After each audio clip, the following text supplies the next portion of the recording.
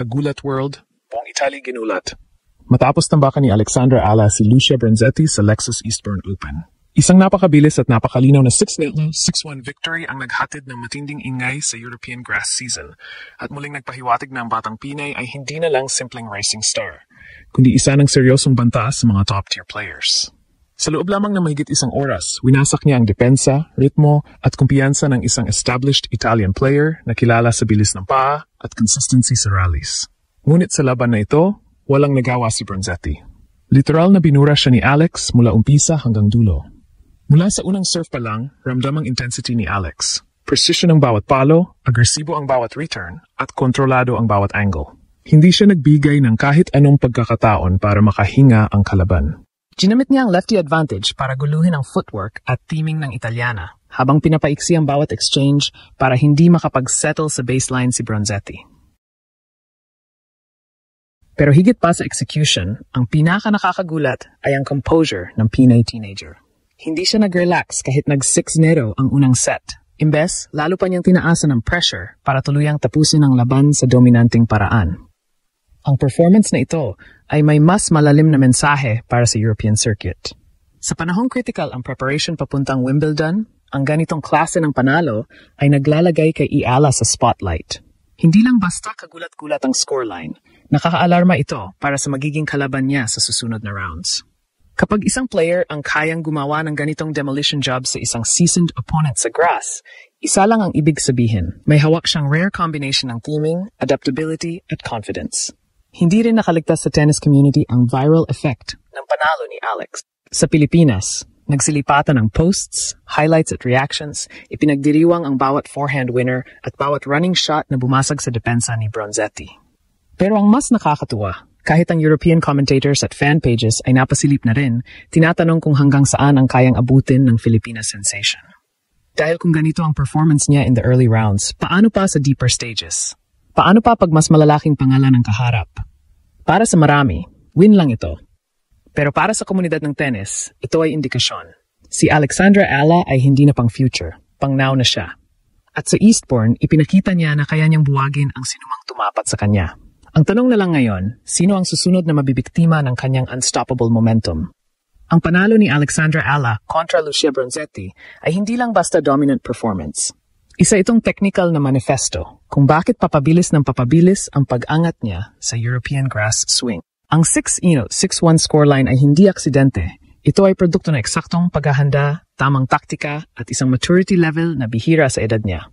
Kung susuriin ang bawat aspeto ng laban, malinaw na si Alex ang nagdikta ng tempo mula simula hanggang huli. At hindi siya bumitaw kahit isang segundo. Una, ang forehand ni Alex ang pinaka-nakapagbigay ng problema kay Bronzetti.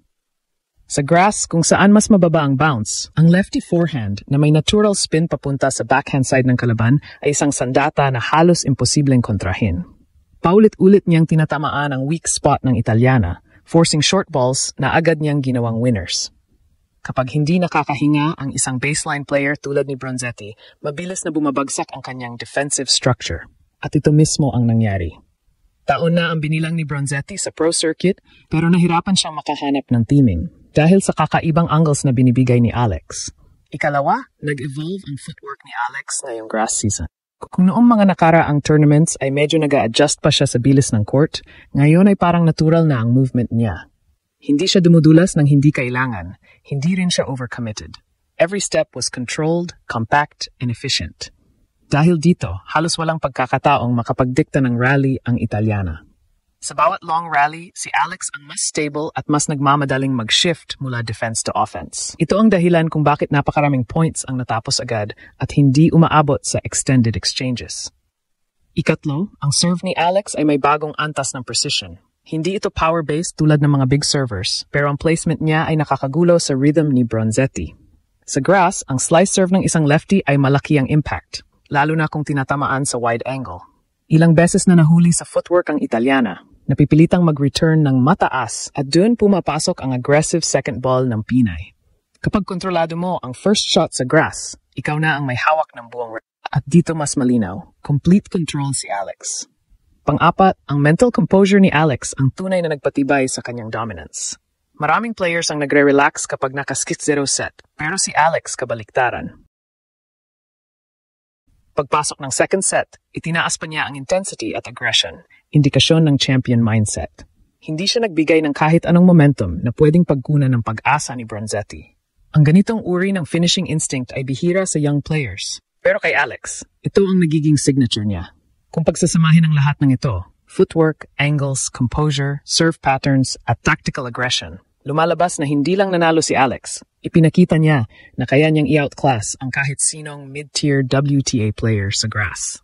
At kung consistent niya itong magagawa, may posibilidad na ang Eastbourne run na ito ay maging stepping stone para sa mas malaking breakout performance ngayong summer. Kung ang unang bahagi ng laban kontra Bronzetti ay nagpakita ng technical na mastery ni Alexandra Ala, ang mas malalim pang analysis ay lumalabas kapag tiningnan natin ang momentum, psychological warfare, at overarching evolution ng kanyang laro ngayong grass season. Ang 6-0, 6-1 na panalo ay hindi lang indikasyon na mas magaling si Alex sa araw na iyon. Mas malinaw itong patunay na papunta siya sa isang bagong competitive tier kung saan ang kanyang tennis IQ at execution ay pumapantay na sa mga top 50 caliber players. Sa gitna ng laban, ang demeanor ni Alex ay isang malaking factor sa pagbagsak ni Bronzetti. Kahit under pressure o nasa high-stakes points, hindi nagbago ang facial expression ni Alex. Steady, focused, walang bakas ng pagdududa. Ang ganitong presence sa court ay psychologically draining para sa kalaban, lalo na kung ikaw ay isang mas experienced player na biglang hindi makahanap ng paraan para bumutas ng momentum. Sa tuwing magtatangka si Bronzetti na lumaban, agad siyang napuputol ng isang signature lefty cross-court forehand o mabilis na down-the-line strike ni Alex. Para bang anumang adjustment ang gawin ng Italiana, may ready-made response na ang Pinay. Sa mas malalim na breakdown, mahalagang tingnan ang rally patterns na ginamit ni Alex. Kada puntos, inuuna niyang iligaw ang teaming ni Bronzetti gamit ang kombinasyon ng heavy topspin at sudden flat accelerations. Sa grass, kung saan crucial ang early ball contact, nakakaapekto ito hindi lamang sa physical execution ng kalaban, kundi pati sa pagbuo ng confidence. Isang beses lamang nagkaroon ng streak si Bronzetti, ngunit agad itong pinatay ni Alex sa pamamagitan ng 3 magkasunod na well-placed serves. Pinapakita nito na hindi na reactive player si Alex. Proactive na siya at kontrolado niya ang every shift ng laban. Isa pang critical na bahagi ng kanyang panalo ay ang shot discipline. Sa buong match, bihira ang unforced errors ni Alex at kapag tumira siya ng high-risk patterns, calculated ang bawat decision. Hindi siya bumabanat kung hindi siya nasa perfect balance. Hindi rin siya nagpapadala sa bilis ng laro. Siya mismo ang nagtatakda ng bilis. Ang ganitong level ng discipline ay palatandaan na hindi lang physical talent ang dala niya. Matinding preparation, deep scouting, at superior tactical awareness ang nagpapagana sa kanyang performance.